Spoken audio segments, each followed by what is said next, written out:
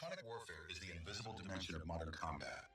A war fought not with bullets and shells, but with radio waves, frequencies, and the electromagnetic spectrum that can feed, and every phone call that keeps a modern army functioning. When electronic warfare works, it is silent, unseen, and devastating, capable of paralyzing an entire formation. When it is turned against you by your own equipment, captured and repurposed by the enemy, the results are not just devastating, they are surreal. Days ago, on the Eastern Front, your own electronic warfare technology is turned against the army that built it. And the result was one of the most extraordinary incidents of the entire war. Two Russian companies, approximately 200, because a captured Russian jamming system had severed their communications at the worst possible moment. Not a single Ukrainian bullet was fired. Every casualty was inflicted by Russians on Russians. It is one of the most capable electronic warfare systems in the Russian military's inventory.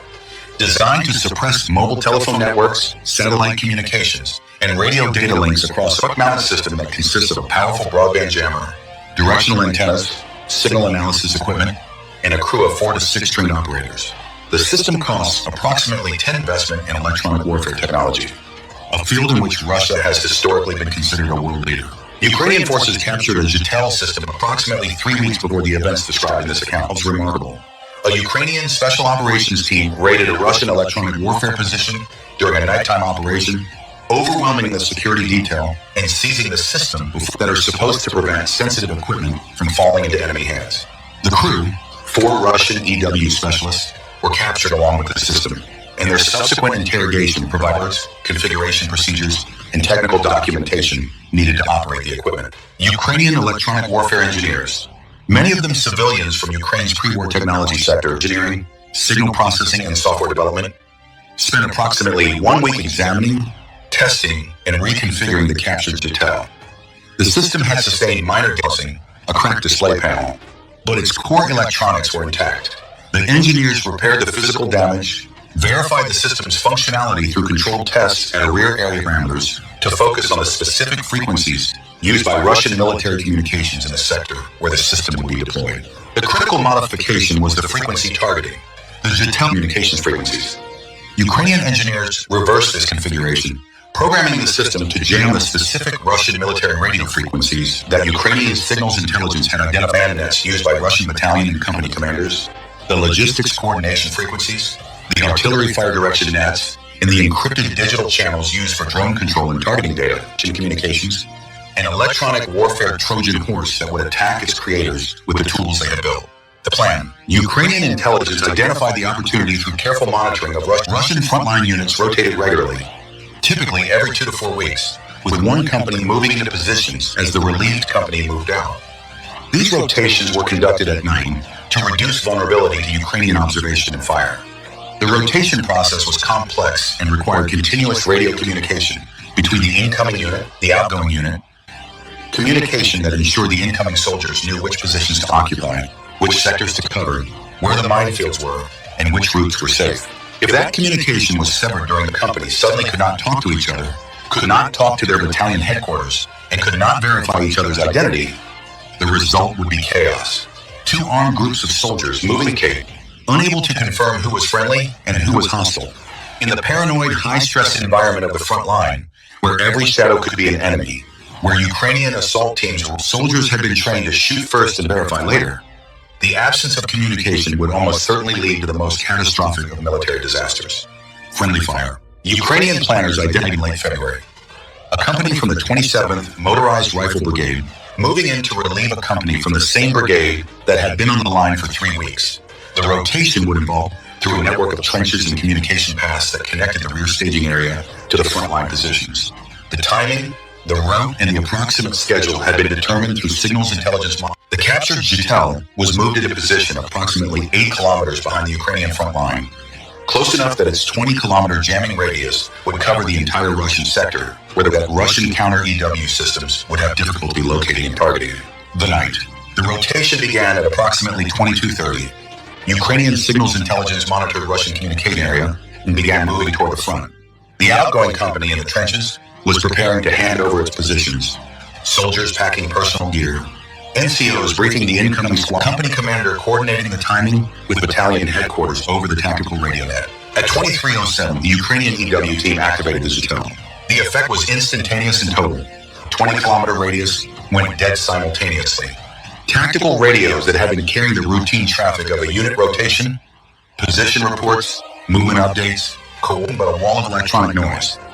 Digital encrypted channels that had been carrying data, drone feeds, text messages between commanders, GPS-based position reports, phones which Russian soldiers used despite regulations prohibiting them, lost their cellular and satellite connections as the Zitel's broadband jamming overwhelmed the commercial frequencies. The silence was every Russian soldier involved in the rotation, from the company commanders coordinating the handover to the individual squad leaders guiding their men through dark trenches, lost the ability to communicate with anyone outside the paths between the front and the rear. Approximately 200 soldiers were suddenly isolated in the dark, unable to verify who was around the next corner, unable to confirm that the footsteps approaching through the mud fired at approximately 23:12, 5 minutes after the jamming began.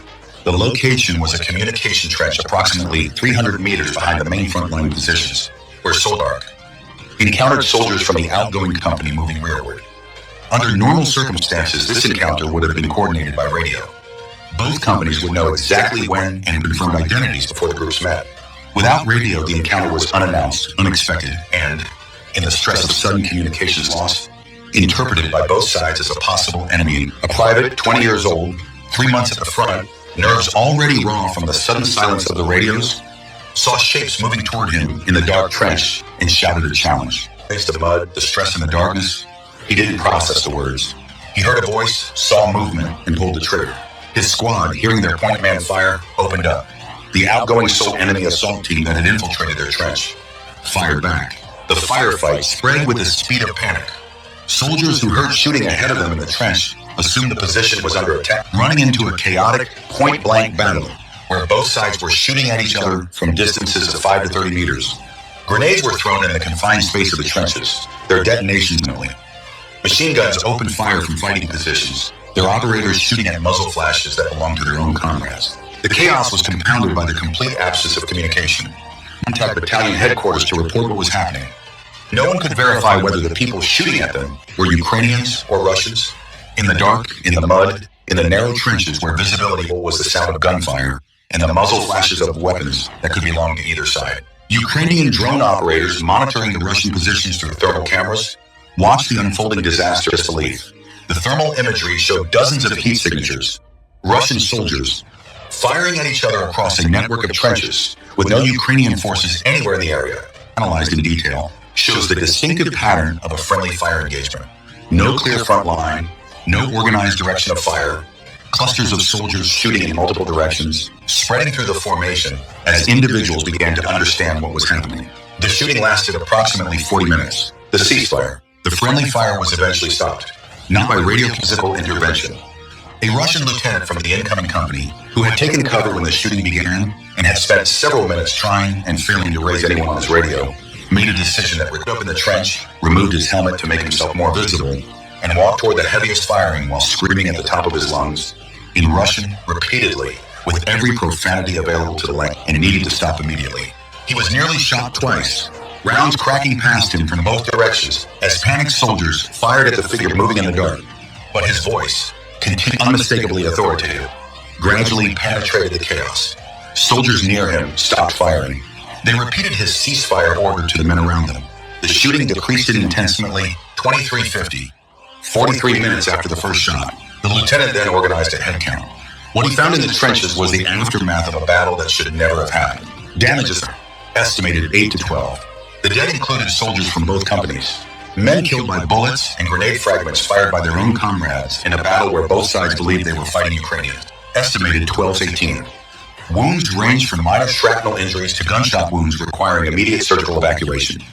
Several soldiers suffered severe blast injuries from grenades thrown that Ukrainian grenades would cause, inflicted instead by Russian grenades on Russian soldiers. Total Russian casualties from the incident, approximately 20-30 killed and wounded. Ammunition expended. Ammunition threw an estimated 8 to 12 grenades and fired multiple RPG rockets within the trench system, all at each other. The ammunition expenditure, while modest, placed from the already strained logistics pipeline. Equipment damaged. Several weapons damaged or destroyed in the fighting. Radio equipment, already inoperative due to jamming, was further damaged by trench system or damaged by grenade explosions, requiring engineering work to restore. The rotation itself was aborted. The incoming company, having lost soldiers to friendly fire before even reaching its assigned position, outgoing company, equally shocked and depleted, was ordered to remain in position until a new rotation could be organized, extending their frontline deployment by days. Cost analysis. Ukrainian expenditure system. During the approximately 1 hour jamming operation, approximately $20 $30. Total ammunition and weapons expended by Ukraine, 0. Total Ukrainians, 20-30 soldiers killed and wounded. At an estimated personnel cost of $50,000, $100,000 per soldier, $1 to $3 million. Ammunition expended, approximately $50,000, $100,000. Morale and unit cohesion damage to 2 companies. Immeasurable but severe. Total estimated Russian losses, 1 million. Ukraine achieved significant Russian casualties without expending any lethal resources whatsoever. The aftermath. Intercepted Russian communications in the days following the incident revealed a formation in crisis and was relieved of his command. Held responsible for the disaster despite the fact that his communications had been jammed by a system he could not have anticipated. Officers at division level ordered an immediate investigation each other. The investigation concluded that enemy electronic warfare disruption of tactical communications during a critical movement phase had caused the incident. A technically accurate assessment was Russia's own Jitel, captured and turned against them. Trust between the 2 companies, which would need to cooperate in future operations, was shattered. Soldiers who had been suspicion and fear that manifested in reduced cooperation, reluctance to conduct night movements, and a pervasive paranoia that the next rotation might produce another catastrophe. The potential casualties was further undermined by the psychological damage that friendly fire inflicts on the unit's cohesion and morale. The broader impact spread beyond the immediate formation. Russian units across the CNEW could disrupt communications severely enough to cause friendly fire and warn to implement backup identification procedures for night rotations. These procedures, physical recognition, designated meeting points where units would link up before moving through each other's positions, added complexity and time to every rotation, slowing the process and creating additional vulnerabilities that future exploitation. Strategic implications. The capture and combat deployment of the R-330 Jitel represents a new and deeply unsettling dimension in the electronic warfare contest today.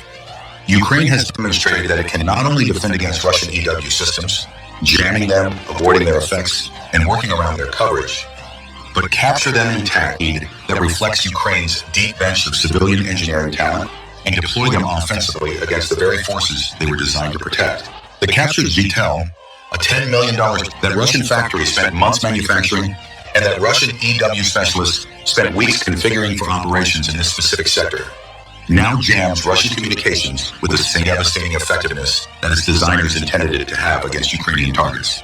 It is operated by Ukrainian specialists who, thanks to the captured crew's interrogation and the system's document bit as well as its original Russian operators did.